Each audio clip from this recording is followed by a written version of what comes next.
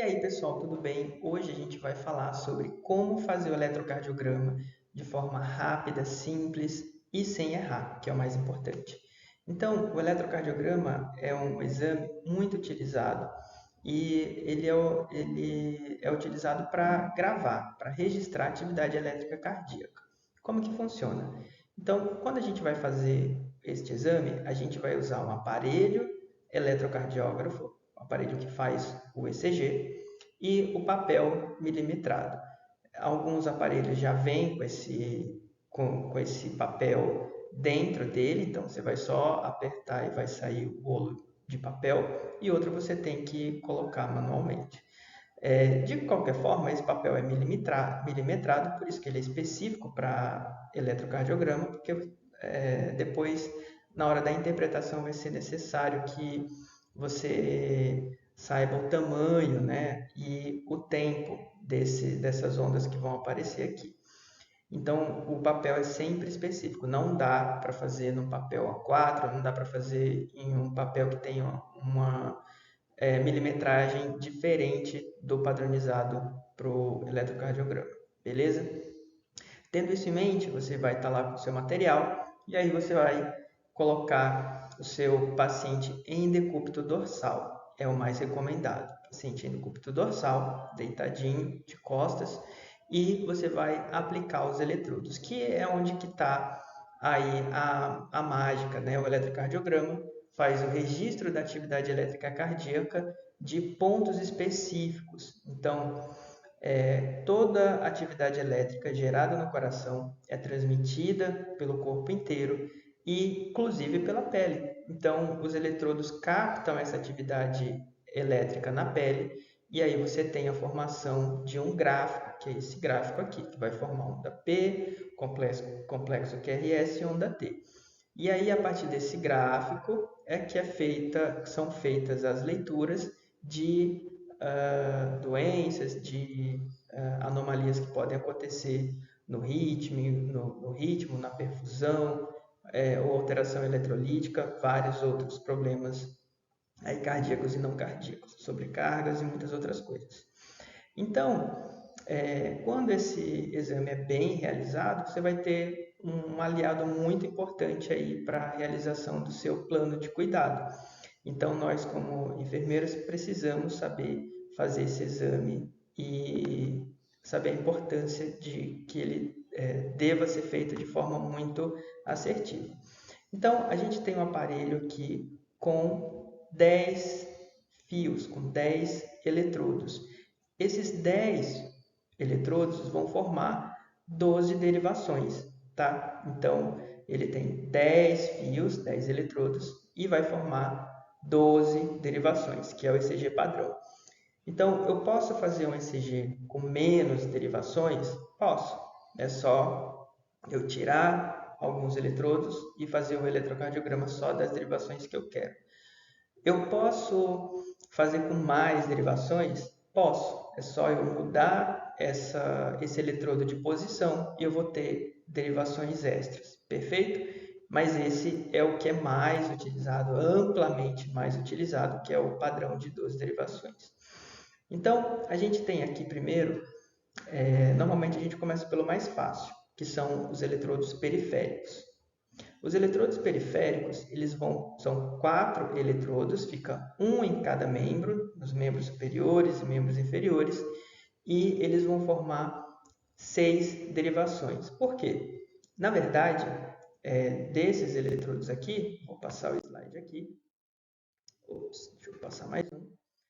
Esses eletrodos aqui, eles vão ficar nos membros superiores e membros inferiores. Percebam que esse aqui é o neutro, tá? Então, esse eletrodo neutro aqui, ele não forma derivação, ele funciona como como um aterramento, como uma forma de diminuir interferências, tá? Então, as derivações vão ser formadas por esses 3 eletrodos aqui, tá bom? Então, cada conjunto de eletrodos desse aqui vai formar uma derivação. Então, o eletrodo do braço direito com o braço direito vai formar uma derivação, que é a derivação D1. a derivação do braço esquerdo com a perna esquerda vai formar outra derivação, que é o D3, e do braço esquerdo para a perna esquerda vai formar outra derivação, que é a D2. Então, a gente tem a formação aqui de 3 derivações. Que derivações são essas? D1, D2 e D3, beleza? Então, a gente tem 3 derivações. Três derivações. D1, D2, D3. D de quê? D de derivação. Todas essas palavras vão estar em inglês. Então, é derivation, de derivação, tá bom? Beleza, mas você falou que essas derivações aqui periféricas vão formar 6 derivações. Cadê as outras? Então, estão faltando 3 derivações. O aparelho, ele tem um algoritmo próprio que ele vai fazer um cálculo dessas derivações. É um gráfico, tá, gente? Então, ele vai captar a atividade elétrica, faz um cálculo, e aí ele vai formar mais 3 derivações, que não são derivações reais, tá bom? Ele vai usar esses eletrodos aqui, o AVR, o AVL e o AVF, e cada uma dessas derivações vai formar mais uma derivação por meio do próprio aparelho. Então, a gente vai ter AVR, que é a derivação aqui do braço direito, R de right, AVL, que é a derivação do membro superior esquerdo, de L de left, do inglês, e o AVF, que é a derivação formada a partir do eletrodo que está na perna esquerda, F de foot. E o que significa AVR? O A é augmentation, V de vector, de vetor, e a última letra é a posição do eletrodo. Então, seria vetores aumentados e o nome, né, um vetor aumentado e o nome da derivação, né, o nome da localização do eletrodo. Então, a gente já observou aí, então, que a gente tem a formação de 6 derivações. Perfeito. Então, a gente já colocou os 3 eletrodos. Vamos lá. Mais importante ainda é como que eu sei quais são esses eletrodos. Esses eletrodos periféricos, geralmente eles são mais compridos, mas não é por isso que você vai identificar. Ele vem escrito os nomes. Vem escrito R, L, F e N, tá bom? Então, você vai identificar por essas letrinhas aqui. Ah, eu tenho que saber inglês? Se você não sabe inglês, é importante que você decore, porque além do nome das derivações, tem um padrão de cores, que é esse aqui que eu coloquei na lateral. Mas você pode usar, tem gente que diz que não recomenda. Se você conhece o seu aparelho, se você já usa um aparelho há muito tempo, você se orienta pelas cores, sabe que está certinho, tudo bem. Ainda assim, eu recomendo que você aprenda a usar o nome correto das derivações. Por quê? Alguns aparelhos usam esse padrão de cores aqui. No caso, o braço direito vai ser o eletrodo vermelho, o braço esquerdo vai ser o eletrodo amarelo, a perna direita vai ser o eletrodo preto e a perna esquerda o eletrodo verde. Só que nem sempre vai usar. O aparelho que eu uso no meu hospital não usa esse padrão. E aí, quando ele chegou lá, os técnicos chegaram a fazer eletrocardiograma errado, porque fazia nesse padrão de cores. Então, até a gente chegar lá e identificar, e a gente teve que treinar todo mundo, porque a engenharia só deixou o aparelho lá, né? Vamos trocar o aparelho, deixou lá e o pessoal começou a usar e nem comunicou assim, porque acho que o pessoal acha que todo aparelho é igual e na verdade não é.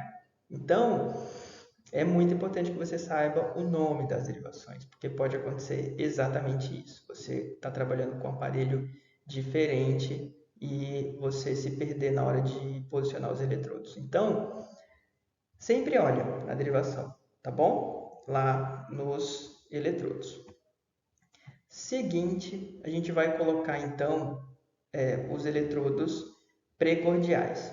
Antes disso, deixa eu só dar algumas dicas para vocês.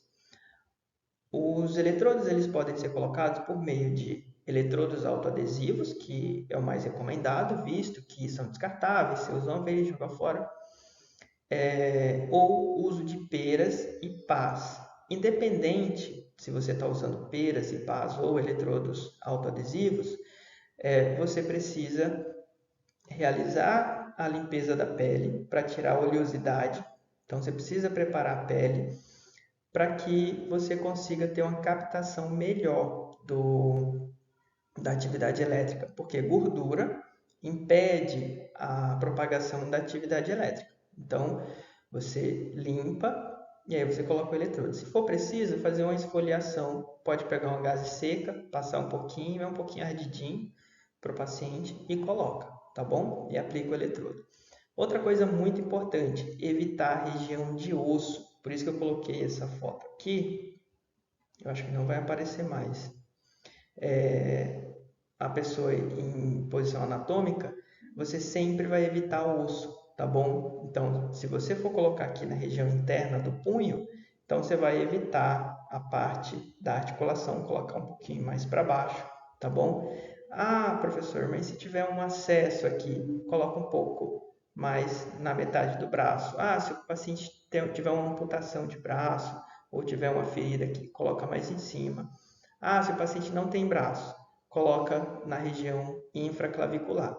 O importante é que o eletrodo permaneça no lado direito ou no lado esquerdo, seja onde você estiver colocando, e que fique em uma região muscular. Da mesma forma, os eletrodos dos membros inferiores.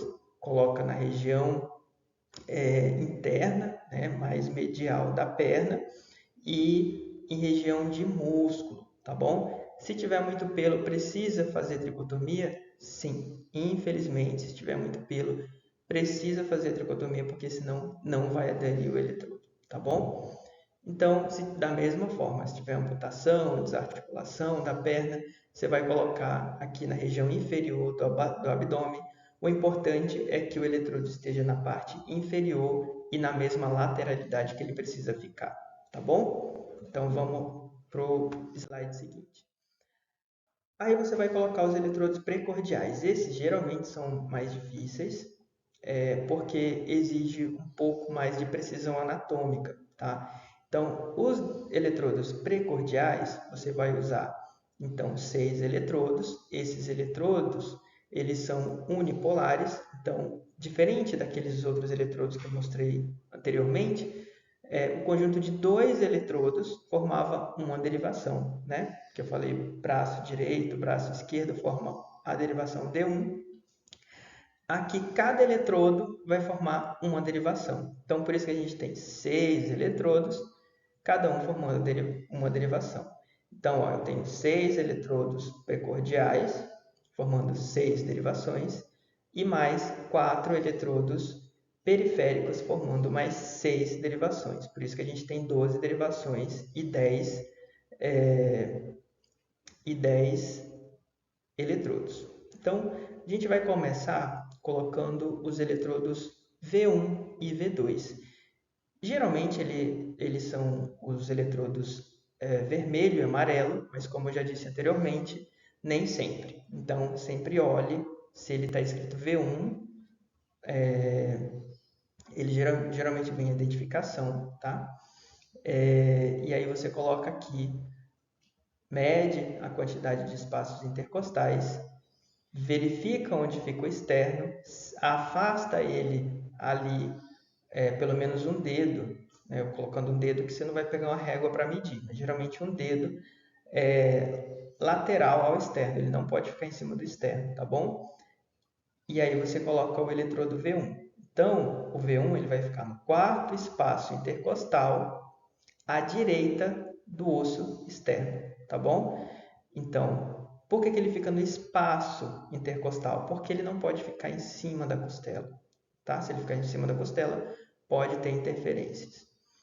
Aí você vai colocar o V2. O V2 ele vai ficar no quarto espaço intercostal, à esquerda do osso externo. Então, é a mesma coisa, tá bom? Só que do lado esquerdo. Colocou V1 e V2, você vai colocar V4, isso mesmo.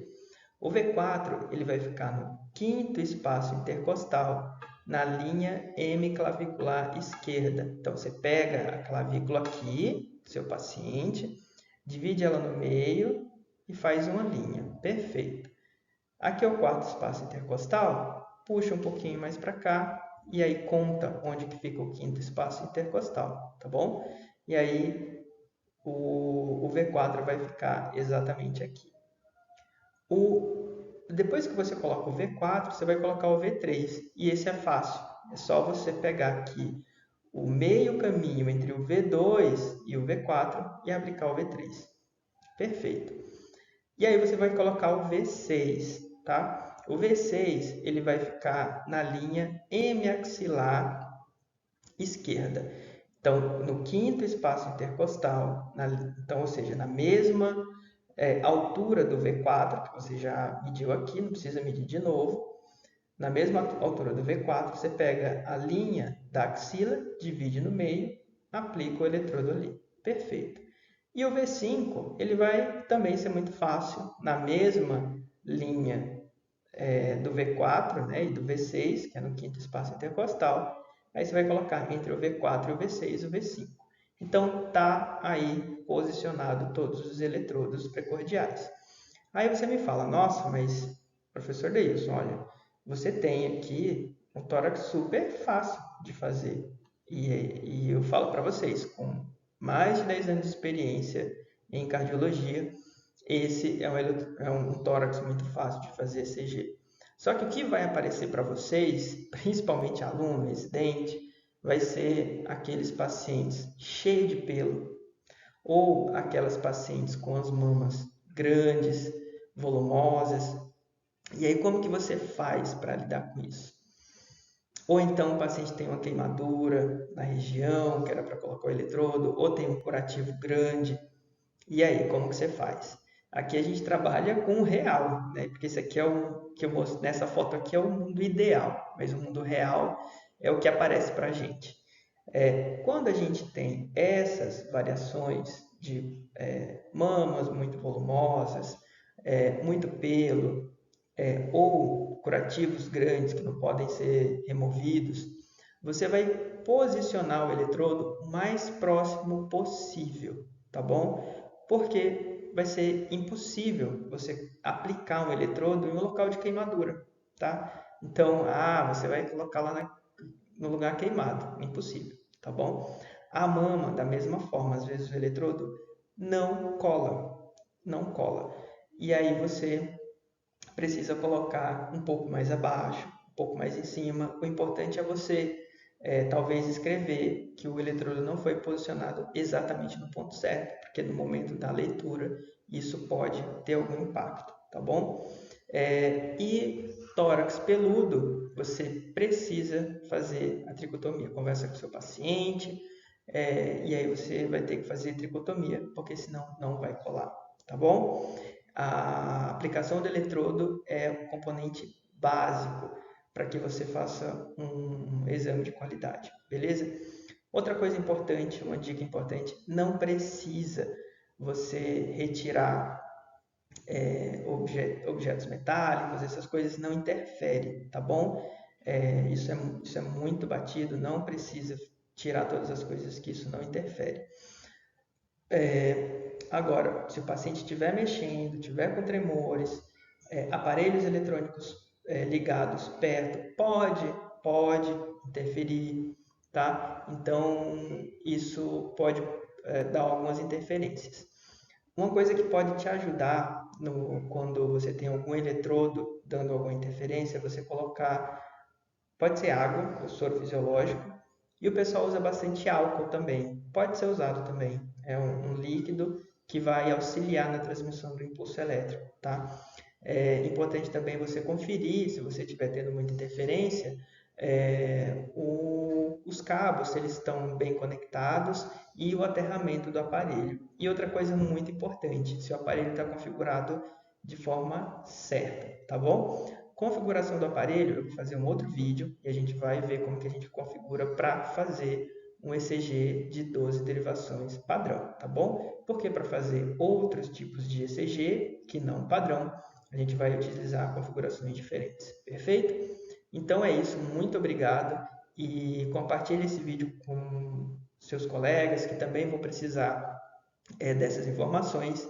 Deixa o like aqui no vídeo que ajuda a transmitir esse conhecimento para mais pessoas e também me ajuda muito.